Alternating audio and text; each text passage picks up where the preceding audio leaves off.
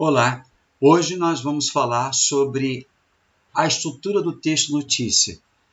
Eu costumo dizer que é uma estrutura dos mais antigos, porque a partir do momento em que Gutenberg criou o tipógrafo e, consequentemente, proporcionou a popularização da informação, onde o texto passou a ser folheado e multiplicado para várias pessoas, desde aquele momento passou-se a inaugurar a notícia com uma estrutura que é obedecida até os dias de hoje. Eu compartilho com vocês aqui uma página interessante da internet, onde nós vamos verificar a estrutura do texto notícia. Vejam comigo, certo? A notícia, ela é nada mais nada menos um dos tipos jornalísticos existentes e tem como intenção nos informar acerca de determinada ocorrência.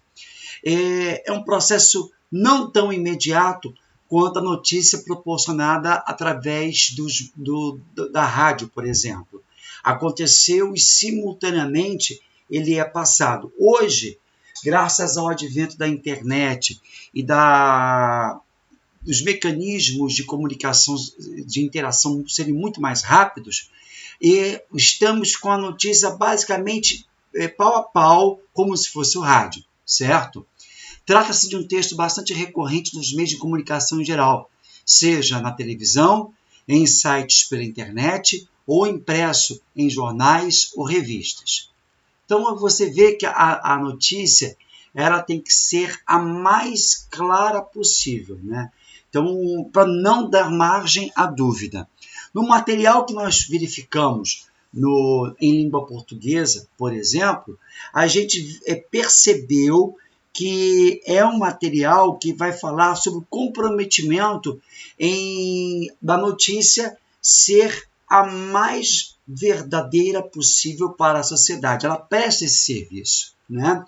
E aí vamos ver, a nível de produção textual, como que é a estrutura dessa notícia.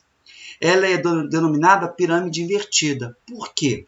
Eu sempre dou o exemplo para os alunos do jornal físico, quando você passa pela banca de jornal, a gente não tem essa realidade aqui, mas por muito tempo eu consegui visualizar, você de longe, você já bater seus olhos para a notícia, para a manchete que proporciona aquilo ali. Aquilo ali é o chamamento. Logo depois dessa manchete, nós podemos encontrar também uma linha ou duas explicando aquela manchete. Tudo para incentivar o olhar do leitor e para comprar aquele jornal e saber mais detalhes sobre aquilo, certo?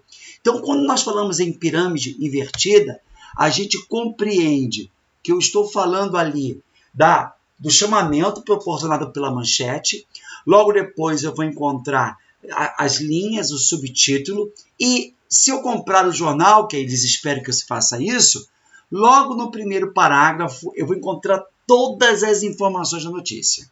Todas. Se eu quiser parar por ali, até por conta do tempo, eu já vou ter a noção básica da notícia.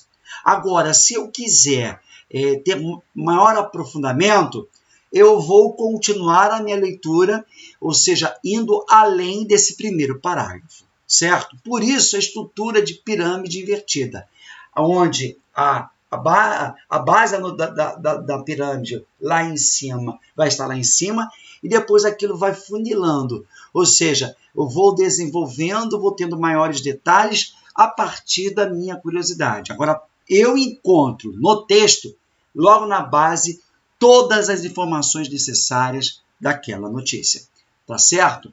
Então, a gente responde a umas perguntas básicas. Quem, onde, o que, como, quando e por quê, certo? Aqui nós temos alguns exemplos, né? Olha, de longe eu percebo aqui as manchetes, o palco musical da web, São Judas recebe inscrição para cursos voltados à comunidade, estudantes voam com gravidade zero. Eu posso perceber que logo depois tem uma linha, que vai ser o chamado subtítulo, né? Uma explicação daquela manchete, mas não deixando de incitar, convidar a pessoa a ler toda a notícia, Então nós temos ali manchete ou título principal, que geralmente é grafado de forma bastante evidente, com o objetivo de chamar a atenção do leitor. O título auxiliar, que serve como um complemento do principal, com o acréscimo de algumas informações, a fim de torná-la ainda mais chamativa ao leitor. O lead, né, que tem a expressão que vem do inglês, é aquilo que nós falamos do empréstimo linguístico, né? Aqui o lead eu já aportuguesei a forma de falar a expressão em inglês, que é o primeiro parágrafo. Ele tem a base fundamental. É ali que eu respondo às perguntas básicas: quem, onde, o que, como, quando e por quê. Eu tenho que ter isso. Então, a minha proposta, eu vou escrever uma notícia, esse primeiro parágrafo, ele deve ter todas as informações. E aí vem o corpo da notícia, que é justamente o detalhamento do que foi exposto ali. Eu vou esmiuçar o passo a passo daquilo que foi resumidamente no lead, correto? A gente tem também outras informações, né, que são colocadas dentro do corpo, mas vai ser apenas eu acho que o termo melhor é esse. Eu vou esmiuçar a notícia, eu vou desenvolver a notícia, certo? E são mais detalhes da minha notícia. Então, quando você lida principalmente com uma tragédia, onde você tem um primeiro parágrafo impactante, você vai ter uma página inteira, a maioria das vezes, para oferecer detalhes sobre aquilo ali, correto? Então, é um dos gêneros textuais mais importantes. E se você acompanhou o nosso encontro lá na aula de língua portuguesa, você percebeu que ele é tão poderoso que muitas vezes pode ser manipulado, onde nós vamos encontrar o termo perigoso chamado fake news, certo? Segue agora na folha de vocês uma proposta interessante de produção. Então, hoje, nós vamos disponibilizar aqui essa atividade e na semana que vem nós vamos fazer aqui, vou lançar para vocês um podcast comentando essa atividade, além de lançar outras novidades para vocês. Um forte abraço e até lá!